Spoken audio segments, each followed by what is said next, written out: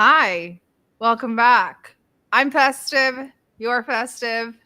Chat's already talking about Trump blowing Bubba. Maybe we'll talk about who Bubba is. We tried to keep your location a secret, but Tim Anderson spilled the beans and the fans saw. So, cat's out of the bag. Chris is in Brazil. How is it, Chris? How are you? I'm doing well. I swam in the Amazon today, got to hang out, got to have monkeys jump on me, and now just preparing for a lovely evening here. It's beautiful. Is it? It looks really nice. Are you at a cafe? Yes, I'm at a very nice cafe here, and there's a pool in front of me, and everything is very nice. What's the vibe in Venezuela? Just chill. Venezuela. I mean, Brazil, sorry. We'll get to I'm Venezuela in a teasing you. second. I got Listen, Venezuela on my mind. listen. The vibe in Venezuela, Colombia, Brazil, all this area that's near the coast is very nice. It's very chill. Everyone's just like tranquilo, tranquilo. I get antsy. I'm like, we gotta go do this. We gotta come on, comrades. And they're like, tranquilo, tranquilo, compañero, Hey, calm tranquilo. down. Well, yeah. So I'm calm. I'm chill. I'm chill. Well, speaking of, he has no chill. Trump, I guess we've been predicting this for a few episodes now. We've been talking about where the split was going to be. And once again, we were right. And we're going to that'll be our last segment. We'll save the best for last, the MAGA Civil War. Obviously, since Chris is down in the basin, we'll talk about what's happening in South America and what's going on down there. And for now, let's stop in with one of our favorites, Zelensky. Poor Zelensky.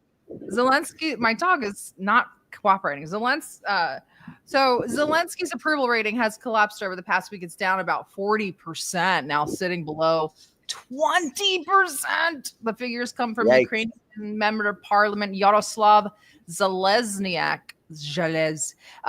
who cites the 3 closed polling studies conducted immediately after the corruption scandal involving the leaked Mindich tapes. We touched on this the last episode. We gave you guys a little bit of a preview. Here's some of the headlines. Apparently, things are not going that well as Ukraine faces its darkest winter yet, literally and figuratively. This corruption scandal is sending shockwaves through the Zelensky administration. So there was a probe. The probe was called Operation Midas. It involved 15 months of wiretaps, 70 raids, cash seizures, and even a gold toilet. You guys might have seen the gold toilet. Do you guys remember? It's like monkey see, monkey do. They see Trump do it. They got to get their own golden toilet, I guess. Everyone needs a gold toilet. $100 million in stolen funds via 10 to 15% kickbacks from energy contractors. The primary victim of this was Ukraine's energy infrastructure. What is Russia doing? It's taking out all of the Ukrainian infrastructure. In fact, let's check in with Ukrainian energy infrastructure.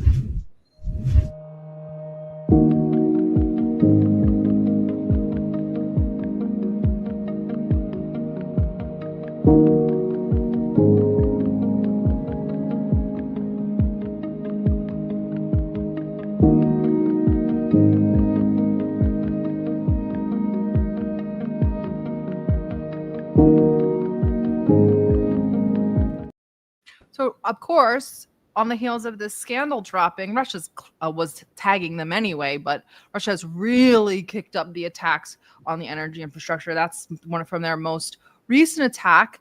Accused of being the ringleader of this is Tatar name Timur Mindich. And there he is. And Mindich. So strange. So they're ex-business partners. They worked together at Kvartal 95. He is also tied to the inflated drone contracts, which you guys probably remember. Oleksiy Chernyshov, he is an ex-deputy PM. He's accused of laundering over $1 million. Svetlana Hrinchuk and Herman Halushchenko were the energy and justice ministers, and both were forced to resign. Now, Zelensky is not directly implicated, but don't forget, Zelensky was trying to get rid of the anti-corruption organizations that were probing this. So What do you know about this, and what are your thoughts?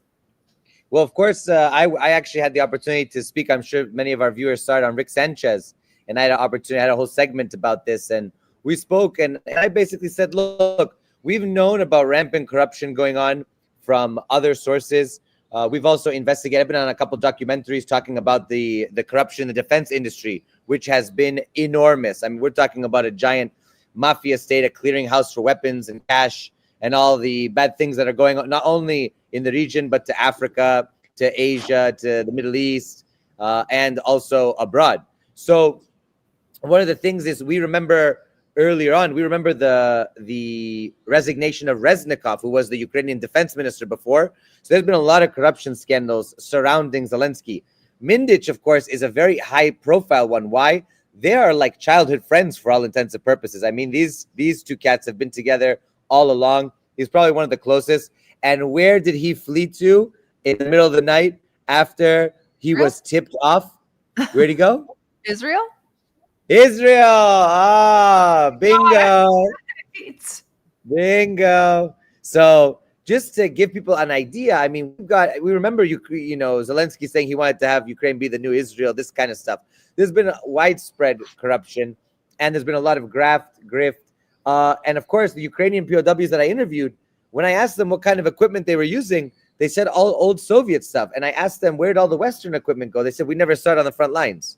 So whatever's going on, people are making a lot of cash. And you've seen that. We've seen tweets. We've seen Instagram posts. We've seen TikToks from Ukrainian models, OnlyFans stars, these types that are clearly parading around Europe and also within Ukraine a lot of money and wealth. And they are associated, sleeping with, married to, having affairs with Ukrainian top officials. Meanwhile, Ukrainians are being forcibly mobilized against their will and sent to the meat grinder. So this has caused shockwaves, and it could bring down the Zelensky government or cause a wider political scandal that could lead to a coup, who knows what. But in any case, Zelensky is on a tightrope here, very, very tight, for what happens next. The U.S. has been quiet, but we'll see what ends up happening in the coming days. Exactly. And you mentioned that this isn't the first time, and it's not. Just so our viewers will point out to the viewers, in 2023, there was the Defense Ministry probe, which was $262 million embezzled. The defense minister resigned for that one. The drone scandal, which we mentioned earlier, which was a $40 million scandal. The Pandora Papers, 2021, another $40 million scandal. And obviously, you guys have seen it, the fake medals, the bad meals, et cetera, where there's war, there's money. And where there's money, always. There's a Ukrainian or an Israeli.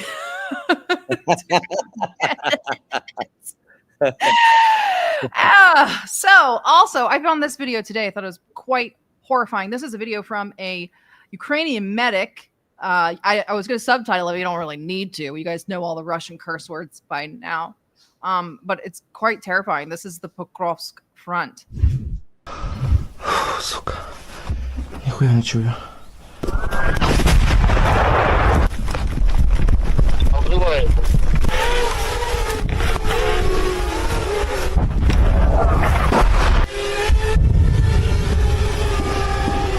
Иди нахуй.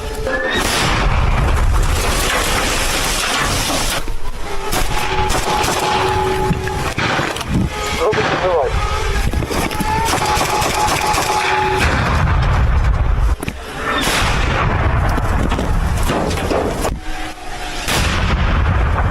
Ох, ебать.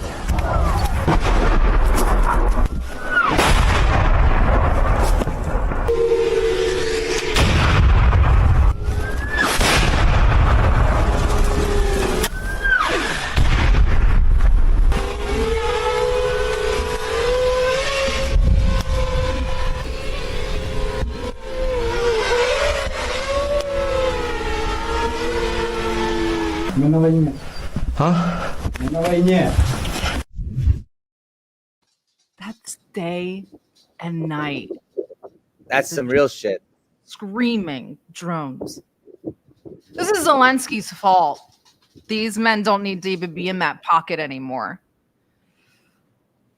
You know what? They gotta do their they got to do their service to Zelensky's regime, and he's just sending them in there. They don't care. Like I said, Ukrainian POWs are already declared missing, so their families don't get payments, and they don't have to repatriate the body even before they enter the front line. Like once they are staged to go and storm, their families are already issued missing notices. That's how much the Ukrainian regime cares about their soldiers. And now for your viewing pleasure, I'm going to rage bait Chris for the viewers. Well, all of this is going on, and amid the corruption scandal, guess where Zelensky is? Opa!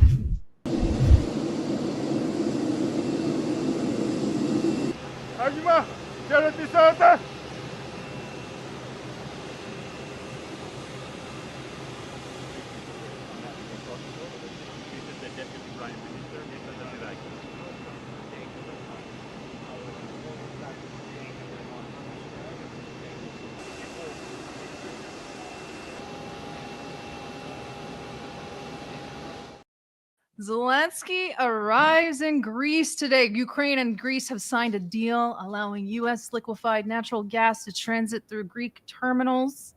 Zelensky said during his visit to Athens, he claimed the first gas shipments will reach Ukraine in January. I just want to say, any true Greek patriot stands with Russia, has stood with Russia since Byzantine times, will stand with Russia till the end of time. That's it. End of story. This Greek government doesn't represent the Greek people, including myself as a Greek citizen. And our first leader in modern independent Greece, Ioannis Kapodristias, was the foreign minister of the Russian Empire. Our leaders, my family members, my clan in Mani worked with Tsar Alexander, Tsar Nicholas I, Orlov, Suvorov. Any proud patriotic Greek understands that Russia is Byzantium realized. Is third Rome, second Jerusalem. Then the last capital of Byzantium in Mistras is only just about an hour away drive from my village. And so that whole area, we are very, very, very pro-Russia, always have been, always will be. And I just want to say our Prime Minister, Mitsotakis, is an absolute disgrace. And he's a bootlicker of the global elite. He's a bootlicker of these Ukrainians and the European Union. And his time is coming. We're going to throw him out of office. I think everybody's time is coming. But since I've got Chris nice and worked up, we'll segue to South America. A new OSINT map dropped. So I want you guys to take a look at this. It might be a little small for you, but these are all of the potential military targets. Venezuela's potential U.S. military targets, air bases, radar sites, naval hubs, and C2 nodes, many concentrated along the northern coast and near Caracas, with the U.S. Forward Strike Group now operating inside of Southcom. U.S. forces have both reach and readiness for precision land strikes or naval interdiction at short notice. The targets include air bases at Maracay, Barquisimeto, El Libertador, radar and ISR nodes near Caracas and La Guaira, and strategic ports at Puerto Cabello and others. Pentagon planners would prioritize destabilizing the air defense. It's getting heavy.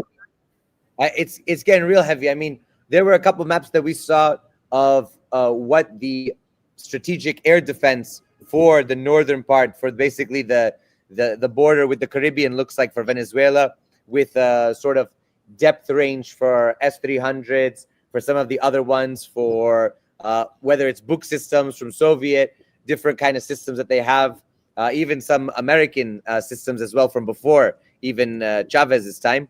I think that clearly there is an air defense, and the problem is, and the one thing that I've noticed is a big concern, is that if the Americans attack, at least with a bombing sortie, and the Venezuelans are able to knock down a U.S. airplane, that gives the perfect pretense to increase and escalate the situation. So I think there's a lot of people who are nervous and saying basically, okay, like if we cross that Rubicon, there's no going back, because the U.S. is going to cry for blood and people are going to rally around the flag. You know, my God, they shut down, who knows, the F-16, F-22, F-35, AWACS, you know, who knows what they're going to shoot down. So I just want to say that the Venezuelan air defense systems are sizable in number and also have a great capability. The problem is that withstanding an assault on those capabilities, of course, will degrade Venezuelan air defenses and open up the country to further, control of the skies by the Americans. But don't forget, Ukraine has an air force. Venezuela has an air force, and Venezuela's air force, of course, is equipped with some very good aircraft. And so we'll see what ends up happening in the skies.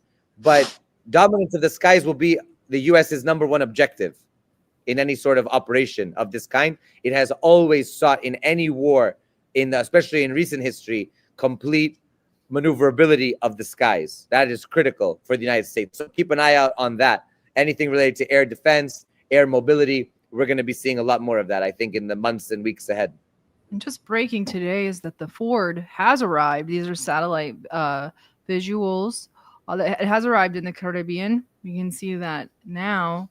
Also broke today. I don't have a visual, not yet, but Israel has moved even further into Lebanon. This would mark a very, very big escalation. It's being reported that the security establishment of Israel is now recommending a short multi-day military campaign in Lebanon.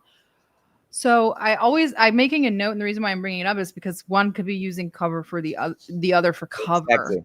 Exactly. So at the same time, IDF forces have reportedly, I don't have confirmation on this yet because I haven't talked to anybody in Lebanon, but IDF forces have reportedly entered the Lebanese border village of Adaisseh, and with Lebanese army reinforcements running to the area. If confirmed, this marks the most direct Israeli ground movement into Lebanon since 2006 and a major step towards open war. So keep an eye on that. We also had an incident at the Serbian Kosovo, so-called Kosovo, as they say in Serbia, the so-called Kosovo border. A bunch of Albanians opened fire on the border guards and struck a military dog. So that situation is developing. Keep on watching sort of little nodes. I am going to use one of my favorite leaders to segue into the next section, but I do want to ask, and I've been asking people this all week, I was thinking Venezuela was the distraction from the Epstein files, and that they were kind of racing against one another. And it just happened that the Epstein files beat Venezuela by like a couple days, maybe even hours. So let's listen to Petro. Un clan de pedófilos quiere acabar la democracia en Colombia. Duro, sí, pero ahí está la realidad. Y para que no salga la lista, entonces nos envían acorazados a matar pescadores de esta ciudad y amenazar al vecino, que si dictador o no. ¿Cómo que el pueblo de Colombia va a aplaudir que invadan a su hermano, que no es el presidente, sino el pueblo de Venezuela? ¿Cuándo? Seríamos así de traidores y de vendidos, de que nuestra propia sangre la traicionamos, o el pueblo del Ecuador, o el pueblo de Panamá, o el pueblo de Venezuela no es nuestro propio pueblo. So we're ran by a gang of pedophiles, and Petro agrees with me. Venezuela was the distraction from the files. Yep. And now they can't be distracted anymore. Nobody's going to buy it. I mean, I think that if anything, Epstein would be the distraction from Venezuela. But at this point, is it worth it to even go through with Venezuela? I'm not really sure. Is it? I'll tell you one thing. People will see through it. I think people are already seeing through it. And I think people are angry. People are angry. And one thing I heard today, and I'm here at COP30 with the Iranian delegation here, and I mean, people are talking, but basically saying, hey, at this point, your country's cannibalizing itself. I mean, the Republican Party is eating its own. The MAGA movement is tearing itself apart. And that fallout, what's to come in the coming, hours, days, weeks, who knows? We're going to see big divisions that are going to begin to form. Those divisions have political implications. Those political implications will affect political decision-making, ultimately. And I think that if this continues, this rift continues, you're going to see a lot of defection from any prior support for military action and more support for handling business at home.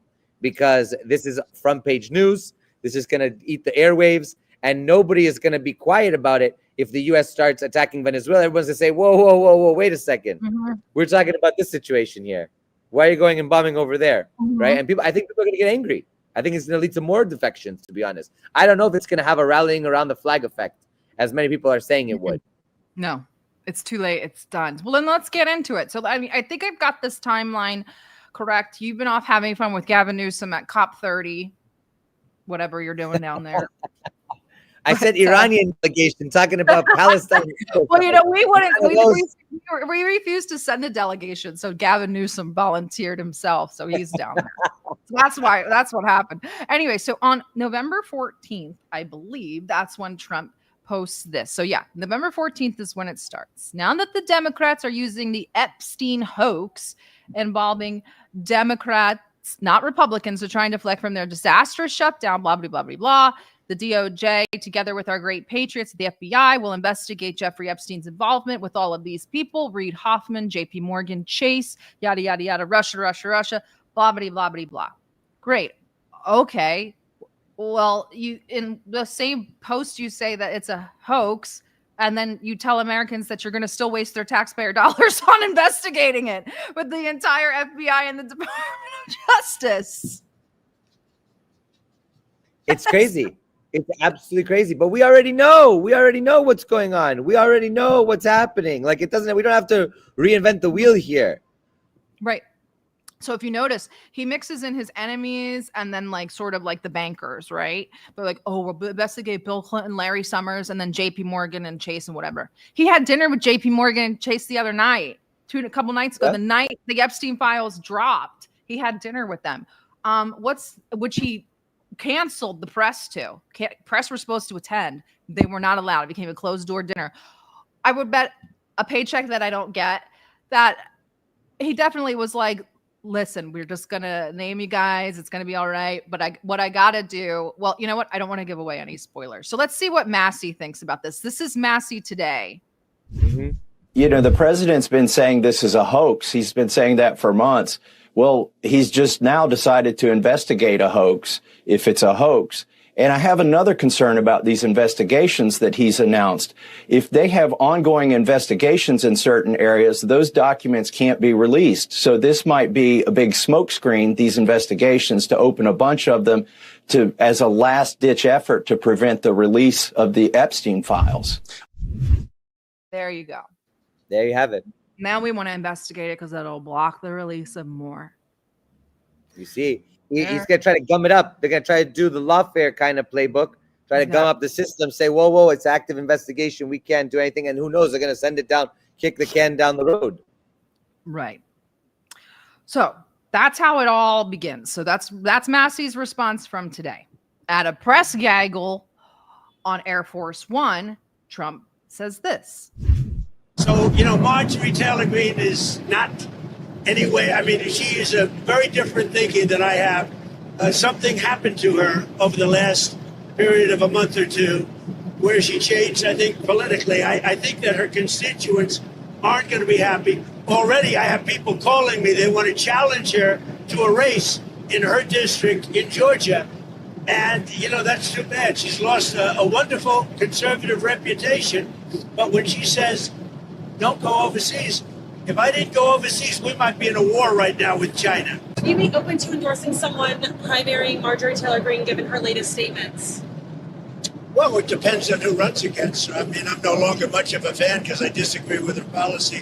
When she said that, you know, going to foreign countries, bringing back trillions of dollars is not important. Do you think I want to go and be on an airplane for 20 hours? Some of you were with me, 22 hours to be exact, travel and then get off and make a speech and get people to invest hundreds of billions of dollars in our country. I'd rather do it without having to go. But if you didn't go, you wouldn't be able to have that kind of result. That he like makes it into like, you ungrateful child. You think I want to go to hang out with MBS and MBZ? You think I want to go over there and bring back these trillions of dollars in private contracts that don't even exist? Do you think I want to do that? Regardless, this is when You know, the funny thing is that he actually doesn't want to do that because his family is getting enriched from the whole thing. It's one big Ponzi scheme to think of, and he's using the American taxpayer dollars to fund his own private interests and his own private exploits and business ventures. I mean, his kids are getting rich. His kids are getting rich, especially Jared Kushner, who's weaseling his way into all these deals, especially in the GCC, and finding a way to make a lot of money, you know, and perpetuate this Trump dynasty. So, I mean, sure, he might not want to do it as a public servant, but as a businessman, he's very happy to continue to serve the Trump enterprise. And let's all be serious. Somebody said it in the chat. I'm sorry, I missed who it was, but nobody's calling him about primarying Marjorie Taylor Greene. Marjorie Taylor Greene is like a hometown hero in her district. She wins by like landslides. And the only person calling him is Miriam Adelson. Is it Adelson or Adelson? Adelson, I think. Miriam Adelson. I just call her Satan. Miriam Adelson calling him to say she'll pay for whoever wants to primary her. That's what's really going on.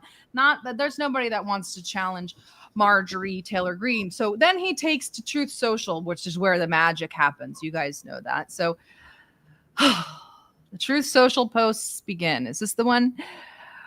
Well, let's start with Massey. This is what he says about Massey. Did Thomas Massey, someone referred to as Rand Paul Jr., because of the fact that he always votes against the Republican Party, get married already? Boy, that was quick. No wonder the polls have him at less than an 8% chance of winning the election. Anyway, have a great life, Thomas, and question mark. His wife will soon find out that she is stuck with a loser.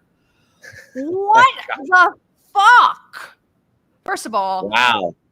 I don't know why people are giving Massey any shit about getting remarried, because statistically, widowers marry very quickly. It's normal for a man to marry very quickly. And I love that. Where's Trump grandstanding from?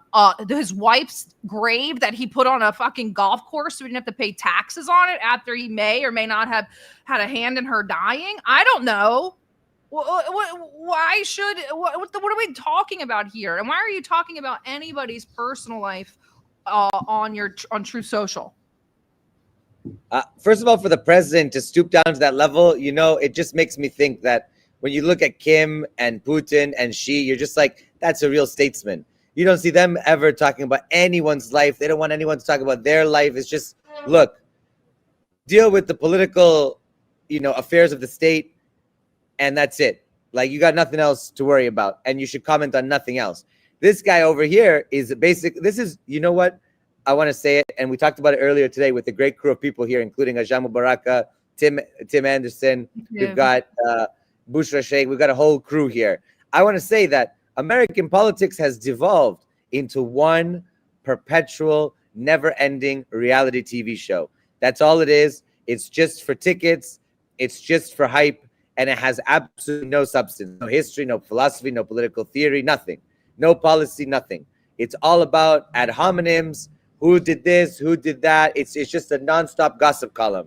And that's the real problem that we're in here. And you're going to keep seeing here as we go through this what American politics has become and what could be the ending of this movement that has been built over this decade and the beginning of something else possibly in the pipeline.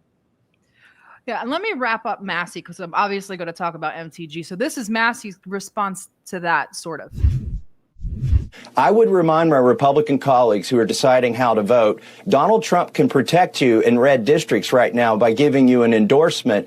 But in 2030, he's not going to be the president, and you will have voted to protect pedophiles if you don't vote to release these files, and the president can't protect you then. This vote, the record of this vote, will last longer than Donald Trump's. Very good. He is forcing a vote on the floor so we can have a record of who votes for protecting pedophiles and who doesn't. I liked Thomas Massey. Thomas Massey has always followed us for years. Shout out to Thomas Massey. I've always liked Thomas Massey. I do have a little bit of a libertarian streak in me. And I actually think he's being a little optimistic. I think that Trump's endorsement for 2026 is like a Hillary endorsement. People, I had a candidate for California governor come to me and say, do you think that this would even be a good idea to even accept it? And I was like, the fact that you're even asking says a lot. That you're asking if the sitting president if the sitting president gave you an endorsement, you're even thinking about declining it. That's a huge statement in and of itself. So I think that his endorsements might be even a little bit radioactive. He's going to mess around and make a massy Marjorie Taylor Greene ticket.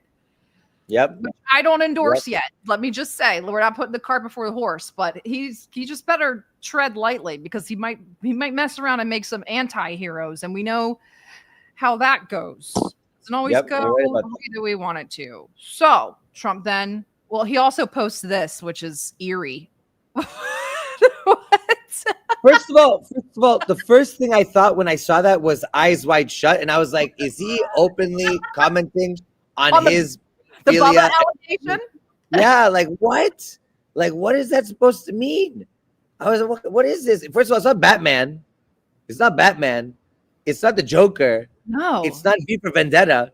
That kind of thing is that kind of Venetian masking, bunch of rich oligarchs fucking, women and killing them and drinking blood and who knows what. I don't know what the fuck they do. I only hang out with the global South, and they're fighting and doing all their stuff. So I'm saying whatever's going on up there, this look is not good for him. It's not good for him.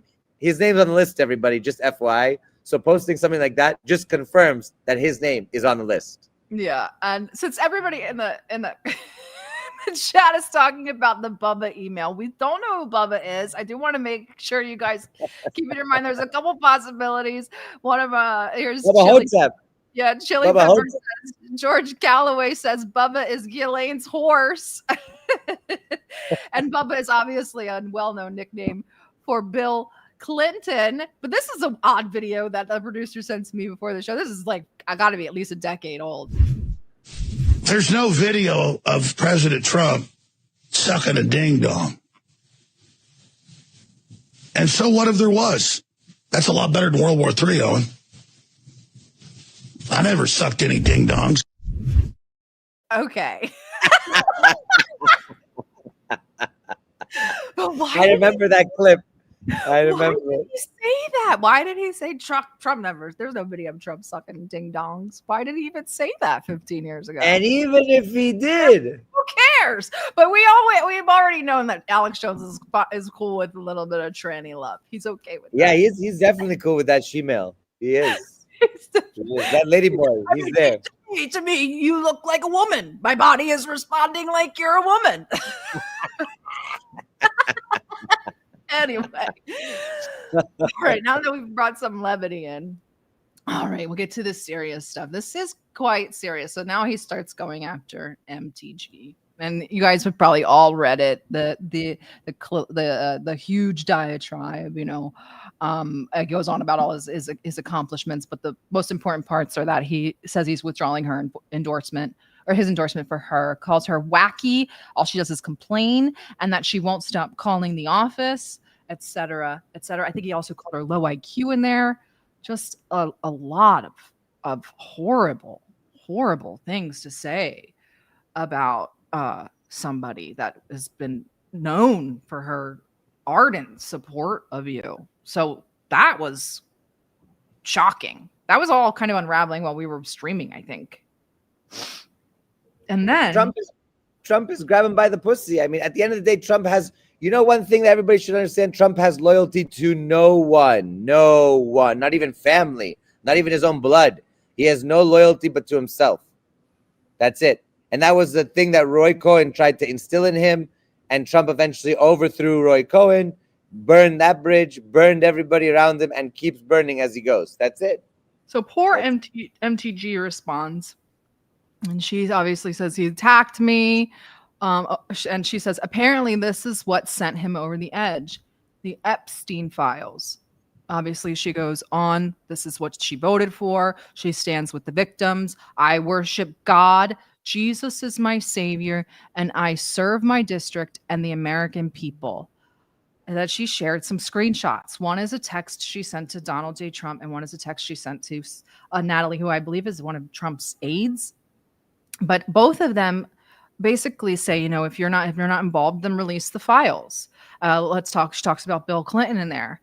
So this is really interesting. I also think that she's got a good thermometer. Whoever's working with MTG, you're doing good, because this I worship God. I don't worship or serve Donald Trump. I worship God.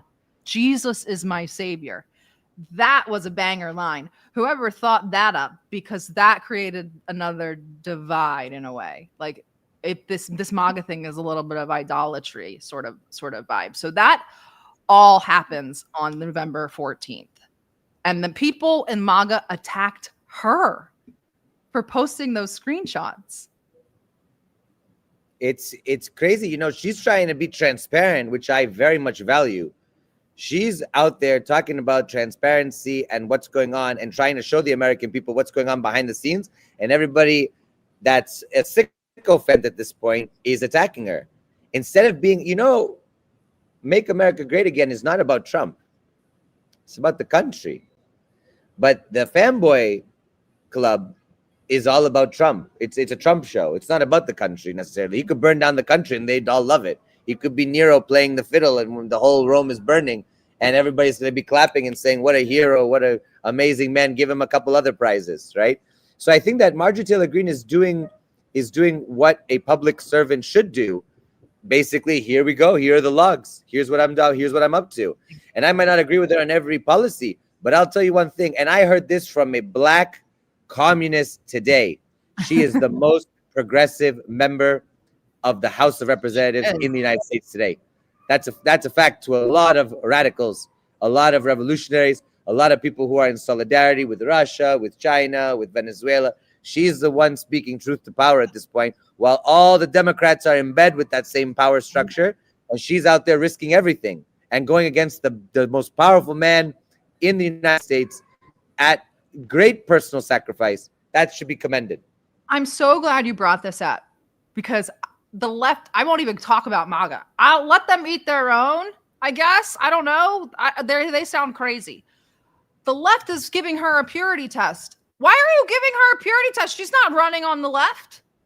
What are you doing? And then they're like, well, she's bad on Venezuela. So I'm glad you brought it up, Venezuela. She was bad on Venezuela. She did say in October. Now, listen, this is a person. Let me just liken this. Now, I'm not saying MAGA's a cult. Let me liken this to somebody who does come out of a cult or a situation where they're sort of brainwashed. Back in October, she was still very much in MAGA, okay? She said she was under the guise that the boats were being blown up for drug issues, whatever. In November 4th, when she appeared on The View, which is the first thing that pissed off Trump, on The View, she said, they asked her directly about Venezuela. She said, I do not support regime change. Period. Right. That was the first one that ticked off Trump. That's a huge break from Trump, because they have outwardly said they want Maduro to step down. Correct. So Correct. We have to be forgiving. This is somebody who was not good on Israel, was terrible Correct. on Israel. And now she's become one of our most outspoken heroes about, well, I don't want to say hero, but outspoken critics of AIPAC. So, you know, I really caution you to start putting her under like purity tests that you would give another politician that was maybe running in your party. But to give her a purity test, and then like when she's doing more than any of the feckless Democrats who have been running around Brooklyn with Mamdani for the last 2 months, give me a break. Okay. Give me a break. The same Mamdani who said he would arrest Putin if he ever stepped foot in New York. Exactly. Come on. So, and we'll talk more about MTG. So, and then the next morning, November 15th, so yesterday, we figure, okay, things will settle down. No, Trump comes at first thing in the morning. And Marjorie Taylor Greene is a disgrace to our great Republican Party. Wow, a traitor. That's heavy. Listen, when people hear traitor, the next word that usually comes to mind if you were to do a test is death, right? Because traitors get death, basically. That's their punishment. Their punishment is execution. So calling her traitor is a very dangerous escalation. You might disagree with somebody. You might, for example, not see eye to eye. But to call somebody a traitor is a heavy label. Heavy. I'm telling you. I agree, especially for her. She responds like this: I am now being contacted by private security firms with warnings for my safety as a hotbed of threats against me are being fueled and egged on by the most powerful man in the world. As a woman, I take threats from men seriously, and I now have an small understanding of the fear and pressure the women who are victims of Jeffrey Epstein and his cabal must feel. And she goes on. That's incredible. That's incredible. Oh yeah. So all of that absolutely. happened yesterday. I wake up this morning. She had already given an interview. Now, I know you guys might be like, "Oh, Sarah's kissing a lot of MTG ass," and I am, and I'm going to show you why. This is why because MTG is the only representative aside from Thomas Massey that I know reads our publication. And this is why I will always stand MTG. One of the most extensive examples of regime change operations fueled by USAID is that of their role in the Syrian civil war aimed at toppling Bashar al-Assad.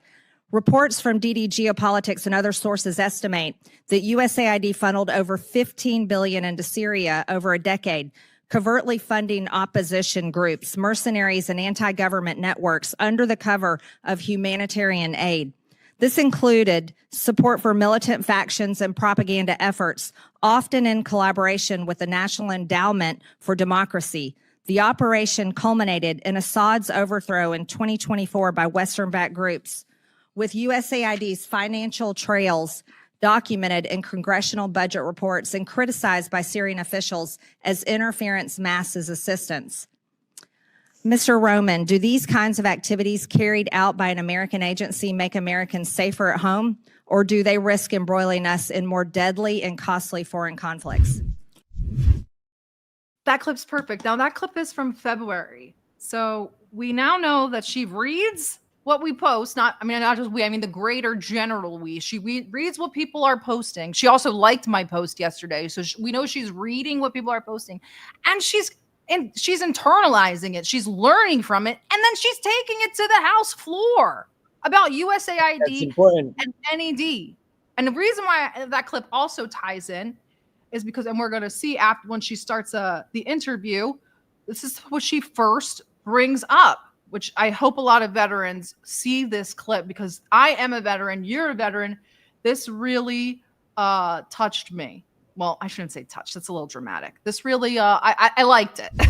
And I can disagree with the president at times, particularly this past Monday on the Marines' 250th anniversary, when he honored the new Syrian president, who is an al-Qaeda terrorist and was wanted by our government for years with a $10 million bounty up until March of this year. I very much am against that. I think that was very hurtful to the great men and women who served over in the Middle East and were sent there, and many of them that were killed and injured and live with PTSD to this day from fighting al-Qaeda. So there's things I disagree with, and I'm allowed to do so. Yeah, it's true. It's true. Did any of the Democrats say any of this? Do any of the Democrats say any of this? No, but I haven't heard it. I haven't. If somebody can point me to the direction, I'd be more than happy to see it. But I didn't see anything like that. Right. I didn't see anything like that. And she's on CNN, no less. She's talking to Dana Bash on CNN, one of the most toxic leftist journalists. So she's putting her money where her mouth is. And Dana did not give her no slack on this interview. She went, and I'm going to show you, she pushed Marjorie. And people are saying, oh, she's an actor. Sure, I know. All politicians are actors. We're not fawning over Marjorie Taylor Greene and putting her up for the next leader of the world. We're just saying, like, somebody needs to carry this torch. And we need to give that person support and analyze what that person's saying and correct them. Because obviously she's correctable. And we're going to wait until you see the things she said in this interview. Very, very interesting. Well, let me know what I'm going to just stop talking about. I'll just play it. This is crazy. This is kind of a long clip, but please watch the whole thing. Congresswoman, you posted on X that President Trump is, with his comments, fueling a, quote, hotbed of threats against you. Obviously, any threats to your safety are completely unacceptable. But we have seen these kinds of attacks or criticism from the president at other people. It's not new. And with respect, I haven't heard you speak out about it until it was directed at you. Dana, I think that's fair criticism. And I would like to say humbly, I'm sorry for taking part in the toxic politics. It's very bad for our country. And it's been something I've thought about a lot, especially since Charlie Kirk was assassinated, is that I'm only responsible for myself and my own words and actions. And I am committed, and I've been working on this a lot lately, to put down the knives in politics. I really just want to see people be kind to one another, and we need to figure out a new path forward that is focused on the American people, because as Americans, no matter what side of the aisle we're on, we have far more in common than we have differences. Yeah. And we need to be able to respect each other with our disagreements. So just to put a button on this, you regret the things that you have said and posted in the past, the Facebook post that was taken down of you in 2020 holding a gun alongside the squad, encouraging people to go on the offense against the socialists, liking a tweet of somebody calling for the execution of Nancy Pelosi and former President Obama. Just examples. Well, Dana, as you know, and many people know, I addressed that back in 2021. And of course, I never want to cause any harm or anything bad for anyone. So that was addressed back then, and okay. I very much stand by my words I said then, and I stand by my words today. I think America needs to come together and end all the toxic, dangerous rhetoric and divide. And I'm leading the way with my own example, and I hope that President Trump can do the same. Okay, what else do you want me to do besides take this woman at what she's saying on CNN and apologizing publicly? Have you ever heard a politician apologize? I've never heard one apologize for anything, let alone their own actions that may have hurt people. It's very rare. It's very rare these days. And I have to say, look, and actually I was talking to Jean Baraka tonight about it. And, he was a former VP candidate for the Greens in 2016. I voted for him and Jill Stein. And we were saying, and I said, look, she experienced now the cyclone that she helped instigate over all these years. And when it hits close to home, that's when you realize how powerful it is. That's when you realize how destructive it is. That's when you realize, when you're no longer on the sidelines, but in the middle of it, that's when you realize the damage that it can do. So I think that she's had a, come to Jesus moment, so to speak. And I think she's understanding just how powerful Trump is in terms of the movement, even though, of course, it's cracking and fissuring and you're seeing the kind of the slow decay of it. But I still think that she's understanding the power that these people have. And she's saying, I'm willing to take this political sacrifice. Look, I don't agree with most with most policy things that she has, obviously. No. But I'm just saying that, look, in the course of revolutionary processes and transformations, you got to look to people who are advocating and pushing that train forward. Whoever's propelling that locomotive of revolution further, you're going to jump on board. Absolutely. That's the whole point. And that's, whether United Front, Popular Front, I don't know. And clearly, at this point in the U.S., this is the state of the U.S. politics. She is now more progressive than people who call themselves on the left. And that's a problem. That's a problem. And that shows you just the state of U.S. politics today. Really? Seriously. I mean, and this isn't a good thing that we have to, it's not a bad thing, but it's not a good thing that we have to put loud the praises of MTG, who was closer to like Tea Party libertarian policy and values than she is to us. It's just goes to show the state of the left, or whatever the fuck you want to call it. I don't know. This is the last clip from that interview, but it's only 18 minutes long, not the clip, the whole interview. You guys can go watch it. It's on YouTube. She does talk about more about the Trump exchanges, but this is the this is the most important one to me. Selfish me. Okay, so on that, I do want to ask you about something you posted just yesterday on X. You questioned who and what country is putting so much pressure on Trump to keep the Epstein files hidden. And you included a picture about donations from pro-Israel lobbying group AIPAC. What are you trying to say there? Mm-hmm. Well, I think it's the question that many Americans are asking, especially when we saw information recently come out in these emails that the Oversight Committee that I serve on has released. And we saw Jeffrey Epstein with ties to Ehud Barak.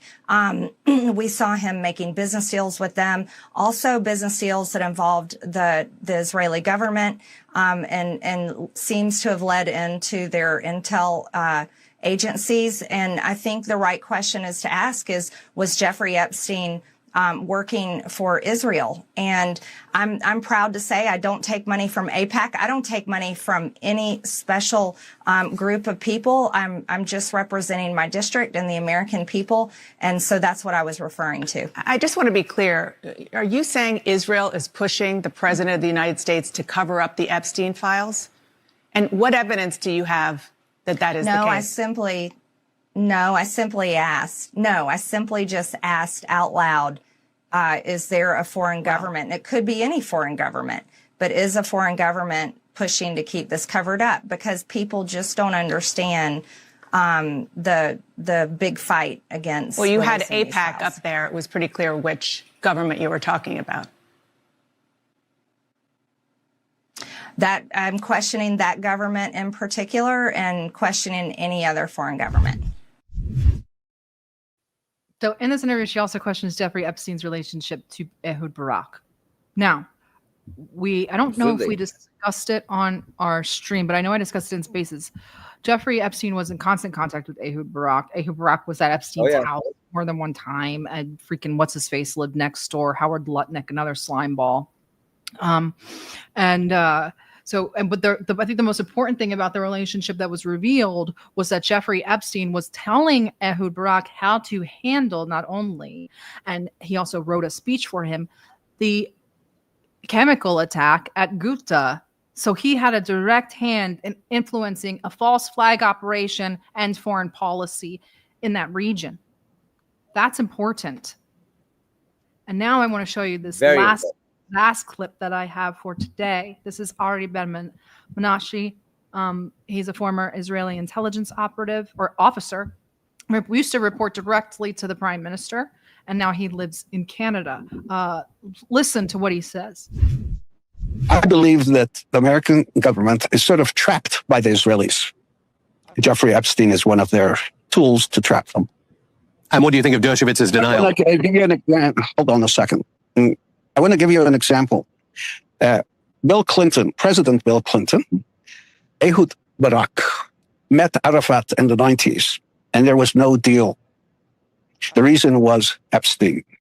They were being blackmailed by Epstein. Ehud Barak was also a friend of Epstein, the prime minister of Israel at the time, but he was being blackmailed by the Israeli right wing as well. And they stopped an agreement with Arafat. They were about to reach an agreement there for a two-state solution, but that was stopped because of Epstein. They were both being blackmailed by Epstein.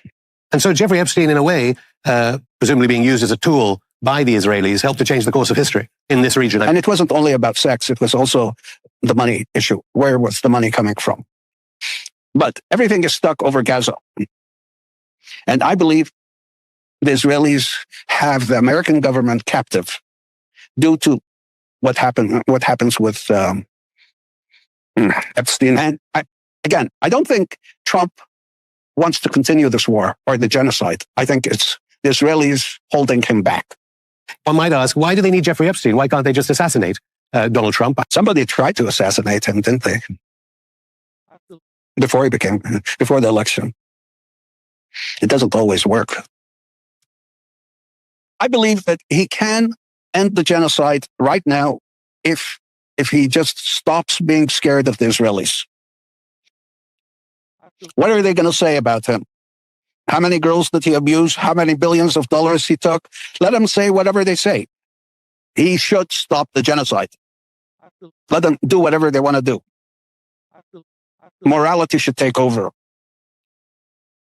I encourage him to stop the genocide at any price. Do you believe him? A lot of people, I mean, I try to take Ari Ben-Menashe's words with a grain of salt because he is a prior Israeli intelligence operative. But I mean what's happening listen, right now he's is calling that it a- Trump tried to do his peace plan in Gaza. The Israelis do not like it. News came out yesterday. The Israelis are refusing. They say we've hit a snag moving on to phase 2 of Trump's peace plan. Right? We were getting closer and closer to a two-state solution. I mean, as close as we could say, and then all of a sudden all of this stuff starts dropping. It's just Listen, just food for thought. He calls it genocide. I mean, okay, it could be playing, it could be psyop, it could be who knows what. But I think that there's something, I don't know. I'll take it with a grain of salt, but I would need a lot of salt to disagree with some of the things that he said and to kind of find fault. You're do everything that he said, then we're gonna. Can you hear me? A little bit, yeah. You're in and out. No, I was just saying that I would agree with a lot of what he said. I think that a lot of us agree with it. I do too, but I mean, I did pull a hat out so we could do the tinfoil hat out like minute, but so I don't know. No, I don't know. So, I mean, that leaves because the way that he suggested is that the right was blackmailing Ehud Barak. Because Epstein wasn't bribing Ehud Barak. He was friends with Ehud Barak. Epstein was bribing Bill Clinton.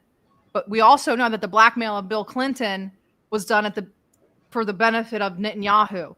So there were a few people that were kind of theorizing that Trump may have been a Benjamin Netanyahu project from the start. A Benjamin Netanyahu / Kushner project, not Jared, his father, the family, the crime syndicate, that Trump was literally a project, and that Epstein may have been his handler. What if Jared Kushner is a honeypot for Ivanka? I thought of that too. Think about it. You can have a honeypot both ways. And it's happened in history. It's too much for me. It starts to give me agita. Just whew, it's too much going on. There's a lot going on. We got through it all in under an hour. I don't know how we did that. I'm proud of us. I just want to let everyone know what's going on here in Brazil. Yeah, please. So we're here at COP30. I'm here with the Iranians. There was a great 2 booths for ecocide, genocide. The indigenous people of the Amazon tried to storm the blue zone to talk about their ongoing plight. They were forcibly pushed back, and I'm sure we can find video of that and show it on Wednesday when we talk again. And I'll have some videos from here. But the big thing was that a lot of people came out in support of Palestine. There were massive chants and rallies. Some of the flotilla members came out to some of the rallies here, and the big thing was that the genocide is not the full story. It's also ecocide, the destruction of water, natural resources, the slaughter of over 2 million livestock, the destruction of 60,000+ olive trees, all vegetation, the destruction of sanitation, and ultimately the destruction of that topsoil layer that allows for growth of plants, not to mention the chemicals, white phosphorus, uranium, and depleted plutonium, and all that stuff that was dropped. I mean, we're talking about a complete destruction of the ecosystem. So that's to show you just the environmental. And of course, I'm going to say it here, and I said it here in multiple speeches at COP30. The biggest threat to the environment and to humanity is war. War is the biggest polluter. War and the war machine is by far the most destructive for the environment. So until we get that under control and until we address that issue, there is no solving any sort of climate issues at all, or just generally our well-being on this planet. Herbicides, pesticides, fungicides, you name it, GMOs, they're all connected with the military-industrial complex. A lot of this technology comes out of bioweapons research and a lot of the chemical research that goes on in laboratories. And so I just want people to understand that and understand the implications of this web of connections that goes back to the war machine. I think that's important, even if you don't believe in climate change. Or that it's I don't want to be poisoned. I don't want to be poisoned by depleted uranium. How about that? I don't want to be poisoned by pesticides. So Exactly. That stuff is tied into it. Exactly. Let's do some super chats. Let's do it. MAGA finish. Okay. I caution anybody to dance on the grave of MAGA. I won't dance on their grave at all because I would rather see America First succeed. But don't underestimate the Democrats' ability to fuck shit up. They love to lose. The Democrats love to lose. Why? They make a much better opposition party than they do a party in charge. They make more money. Yep. They're more effective. They get to whine and cry. They get to do their little videos and all their dances and stuff. And they get to act like they're doing something when they're actually just as feckless as they were before. They're just making more money. So I caution you. They can always fuck it up. Again, with the Bubba is in Clinton. There's another person with the nickname Bubba that I forget who it was, another politician. And then there's a Baptist preacher. Thanks for all you guys do. I love everybody loves the intro. We'll put it up. I'll get a copy and I'll put it up on the Twitter account. Thank you guys for always watching and thank you for your super chat. Someone theorized that a false flag will be created by Mossad, who's in Venezuela already. That's an interesting theory. I don't think they would take out the Ford because it'd be really difficult. And it's our newest seaworthy vessel, newest seaworthy carrier. So if they took it out, that would be that would be huge. So maybe one of that's like the USS Liberty. Yeah, it would be like the USS Liberty times 10. So, but maybe something smaller, or maybe, like a lot of Marines get killed somehow. Or I mean, that's obviously in the realm of possibility. Good call. I didn't even really think of that. I guess because we're so flooded with so much crap. Thank you, Nathaniel Westerman with 2 N's. There's no extradition in Israel. Anyone notice the inner circle? Well, yeah, of course. Or Zionist Christians, but for the most part, Zionist Jews. Oh, Lindsey Graham.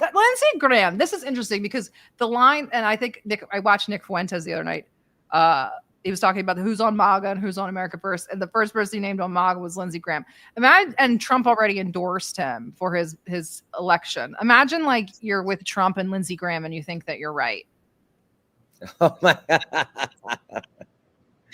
It's just not possible. The Greek people and their government, I only starred that for Chris, are like water and olive oil. Yeah, but the people are the olive oil. That's right. The people are the olive oil. The people. All right, guys, this is huge. I'm getting my first Groiper super chat. I am so proud. And honestly, thank you very much. And I'm actually really proud of you guys. And, I was thinking about it today. I was like, wow, I don't want to give Nick too much credit, but I do have to give him his flowers. If you think about it, the incessant campaign of the Groipers to get Nick back onto Twitter helped to open these floodgates and get us to where we are now. Whether you want to acknowledge that or not, whether it was good or bad or whatever you want to say about it, getting Nick back on Twitter was the catalyst that started all of this rolling downhill, and AIPAC and ADL and all of that. So Trump is the poster child of out of touch. Yes, he has no idea how to read a room. French solution sounds pretty good. I caution you to start referencing guillotines. That's more of a leftist thing. You know, steal the guillotines. Spaghetti world order incoming. I make a great marinara. Well, not marinara. It's gravy in Italy, but Massey and MTG are literally being handed the mic drop moment and victory. They are. But I hope they don't get too big for their britches. You keep going on CNN, you're going to alienate the people on the right that do still support you. You just there's a balance. And I think Massey's doing a great job. I think I caution MTG to maybe reel it back in just a little bit, because somebody brought up a good point while we were watching the clip. She apologized while on CNN. That's not going to go over well on the right. I didn't think of it that way. Like she didn't. And so that's not a good look. So yeah, I see. Are you not? Yes. So we just talked about that. They're very vulnerable sitting in the Caribbean. The Trump campaign's collusion with Israel, while U.S. media fixated on Russian interference in the campaign to influence the outcome, went unreported. The Nation. Oh, well, yeah, of course. That was the point. A lot of the stories I think that get planted are just planted by Israel anyway, to just take the heat off of what they're doing or messing about. And somebody was screaming today in a space about how we have an Israeli organized crime problem in our country, and we really, really do. Really, really do. Producer just messaged me. This just came out. More horror. This is not a good sign. I'll let Chris react to this clip from Trump. This is Trump today speaking to the generals. Do anything you want. You can do anything you want. And if you don't like what I'm saying, you can leave the room. Of course, there goes your rank. There goes your future.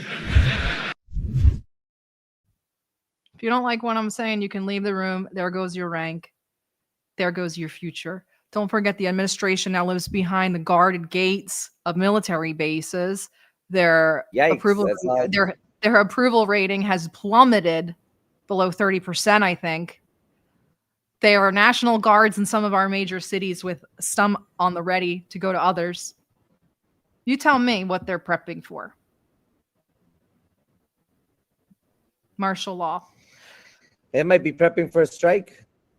Martial law, a strike, both. Who knows? Starbucks is already on strike. Yep. Who knows? Well, we'll cover more of that and COP 30 on Wednesday as this all continues to unfold. Hope you guys enjoy the rest of your weekend, what's left of it. Chris is at a cafe in Brazil, probably with hot bitches everywhere.